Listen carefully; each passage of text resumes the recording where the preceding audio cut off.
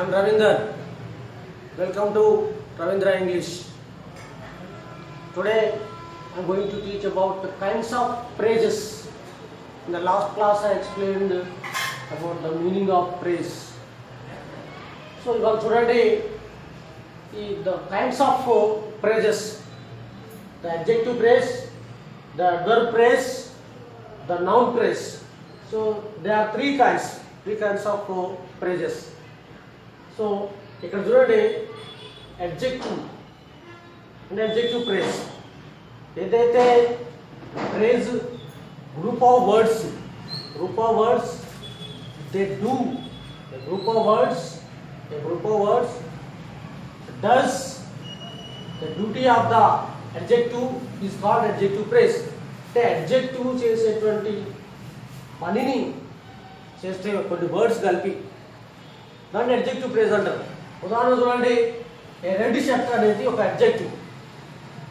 Okay, so ఇక్కడ కొన్ని words కలిపి adjective red, a shirt of red color, అంటే adjective చేసేటువంటి పనులు ఈ మొత్తం కొన్ని వర్డ్స్ చేస్తున్నాయి కాబట్టి దిస్ ఇస్ adjective praise.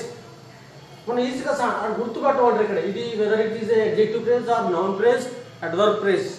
ఎక్కడైతే కలర్ను ఒక విశేషణాన్ని సూచిస్తుందో దాన్ని మనం adjective అని అనొచ్చు, adjective praise కదా. రెడ్ షర్ట్ ఒక adjective ఇది. Okay, a shirt of red color అంటే అక్కడ మనం ఎక్కువ adjective మీద ఫోకస్ ఉంటుంది కాబట్టి that is called adjective praise. అంటే a group of words does the duty of the adjective is called the adjective praise. Okay, a heavy load, you see, a load of heavy weight. ఇది ఒక word. ఇక్కడ కొన్ని words కలిపి adjective చేసేటువంటి పనిని చేస్తున్నాయి కాబట్టి అది adjective praise. So a load of heavy weight, heavy అనేటువంటిది కూడా adjective. And next a white elephant, this is a word, this is ఒక adjective. ఇది ఒక చూడండి ఇక్కడ an elephant with a white skin. ఇన్ని కొన్ని పదాల సమూహము కలిపి adjective చేసేటువంటి పనులు చేస్తున్నాయి కాబట్టి this is called adjective praise. దాన్ని adjective praise అంటాం.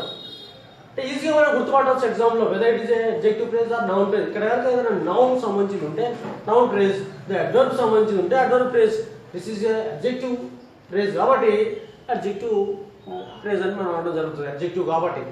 Okay, that is about adjective. అంటే ఏవైతే కలర్లు కానీ తర్వాత ఏదైనా బిగ్, స్మాల్, టాల్ ఇవన్నీ అట్లాంటివి adjectives వర్డ్స్ అయితే ఉండి వాటితోటి కొన్ని వర్డ్స్ కలిపి చేస్తాయో దాన్ని adjective praise అంటారు. ఓకే, ఈజీగా గుర్తుపట్టవచ్చు.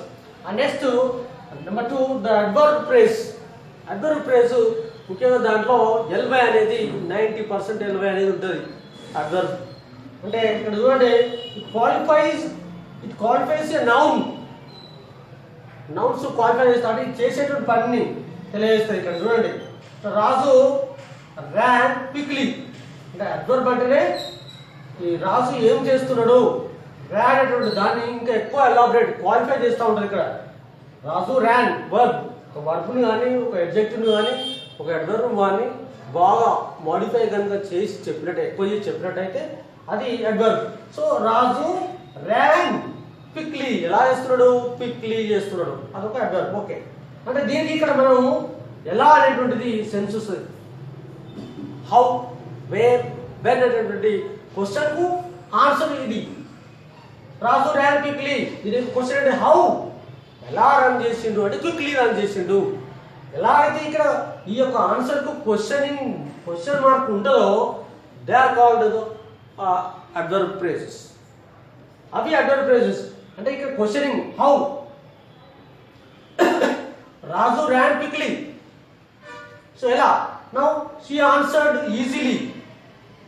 చాలా ఆన్సర్స్ ఈజీగా ఇవ్వడం జరిగింది ఆమె. She answered easily. ఎలా ఇచ్చింది, ఈజీగా ఇచ్చింది. She answered easily. How, this also question mark is there. And Ravi comes here, Ravi వస్తాడు. ఎక్కడికి వస్తాడు, వేర్, దట్స్ ఆల్సో క్వశ్చన్. ఏదైతే క్వశ్చన్ మార్కు ఆ యొక్క క్వశ్చన్కి ఆన్సర్ అవుతుందో అవన్నీ కూడా అడ్వర్బ్ ఫ్రేజెస్. అంటే హౌ కానీ, వేర్ కానీ, వెన్ కానీ. For example he comes then అని వచ్చినట్టయితే అది వెన్ అని పెట్టాల్సి ఉంటుంది. వెన్. దెన్ అంటే ఎప్పుడు, అప్పుడు. దెన్ అంటే అప్పుడు, అంటే ఎప్పుడు. దెన్ ఏం జరిగింది, అప్పుడు ఏం జరిగింది, అప్పుడు వెన్ అనేటువంటిది రావడం జరుగుతుంది. నౌ ఈ ఫెల్ ఆన్ ద బెడ్, ఎక్కడ పడిపోయిండు, వేర్. It's a question. ఏవైతే ఈ క్వశ్చనింగ్ మార్క్స్ అంటే హౌ కానీ, వేర్ కానీ, అదర్వైజ్ వెన్ కానీ వచ్చినట్టయితే ఈ యొక్క వీటి క్వశ్చన్కి ఇది ఆన్సర్ అయి ఉంటే అది అడ్వర్బ్. సో రాజు ర్యాన్ క్విక్లీ అన్నప్పుడు మనం క్వశ్చన్ తీసుకోవాలి.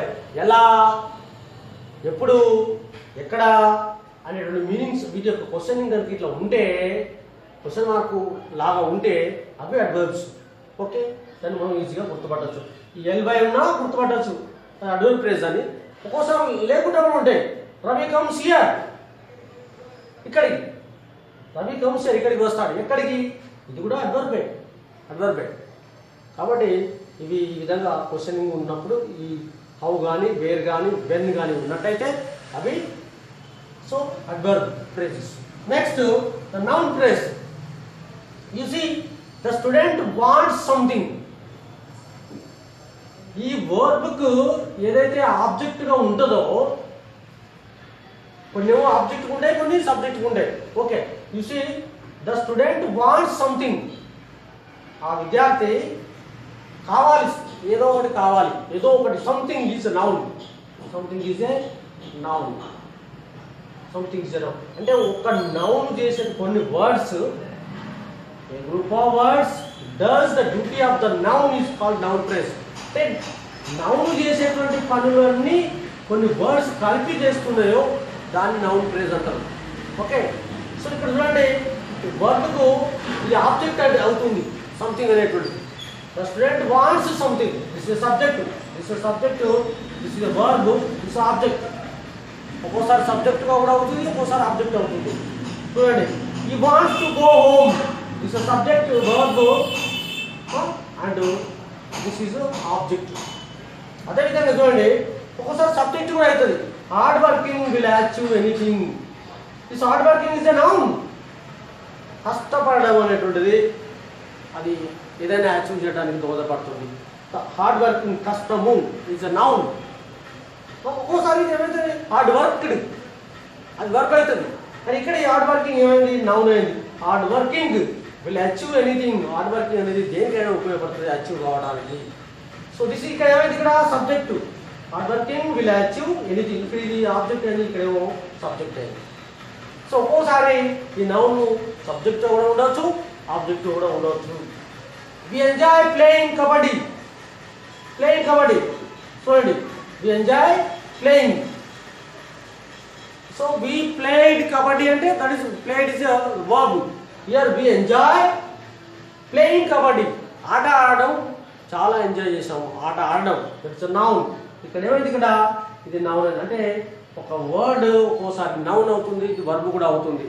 అంటే ఆ సిచ్యువేషన్ చేంజ్ అయినప్పుడు అది చేంజ్ అవుతుంది. ఏవైతే నౌన్ చేసేటువంటి పని కొన్ని గ్రూప్ ఆఫ్ వర్డ్స్ చేస్తాయో దాన్ని నౌన్ ఫ్రేజ్. ఇక్కడ ఏవైతే అడ్జెక్టివ్ చేసేటువంటి పనిని కొన్ని వర్డ్స్ చేస్తాయో దాన్ని అడ్జెక్టివ్ ఫ్రేజ్. కొన్ని వర్డ్స్ అడ్వర్బ్ చేసేటువంటి పనిని చేస్తాయో అవి అడ్వర్బ్ ఫ్రేజ్. కొన్ని వర్డ్స్ నౌన్ చేసేటువంటి పనిని చేస్తాయో వాటిని నౌన్ ఫ్రేజ్ అంటారు. ఈజీ గుర్తుపట్టవచ్చు. అడ్జెక్టివ్ అంటే కలర్ కానీ, దాని యొక్క ఆకారం కానీ అవన్నీ సూచించినప్పుడు అడ్జెక్టివ్. ఇక్కడ వీటి యొక్క క్వశ్చనింగ్ ఇట్లా హౌ, వేర్, వెన్ అని కనుక వస్తే అవి అడ్వర్బ్స్, ఎల్వై కూడా వస్తుంది. అట్లా ఈ విధంగా ఇక్కడ చూడండి, నౌన్ అనేది ఈజీగా గుర్తుపట్టవచ్చు. ఒక్కోసారి సబ్జెక్ట్ ఉంటుంది, ఒక్కోసారి ఆబ్జెక్ట్గా ఉంటుంది. సో ఇక్కడ hard work, I worked hard అన్నప్పుడు వర్క్ అనేటువంటిది అది వర్బ్ అవుతుంది. ఇక్కడ హార్డ్ వర్కింగ్ అనేటువంటిది నౌన్. ఇక్కడ సంథింగ్ అనేది నౌన్. ఓకే, సో ఈ విధంగా మనం గుర్తుపట్టి మల్టిపుల్ చాయిస్లో మనం చేయవలసి ఉంటుంది. Next class I will give some questions, model questions on phrases. Okay, ఈ విధంగా ఉన్నది. మీరు మోడల్ క్వశ్చన్స్ కూడా చూడండి, ప్రైజెస్లో ఏ విధంగా అడుగుతున్నాడు. సో నేను కూడా చూసి మోడల్ పేపర్కి అనుగుణంగా సో రేపు ఒక 10 క్వశ్చన్స్ వీటి మీద ఇచ్చే ప్రయత్నం చేస్తాను.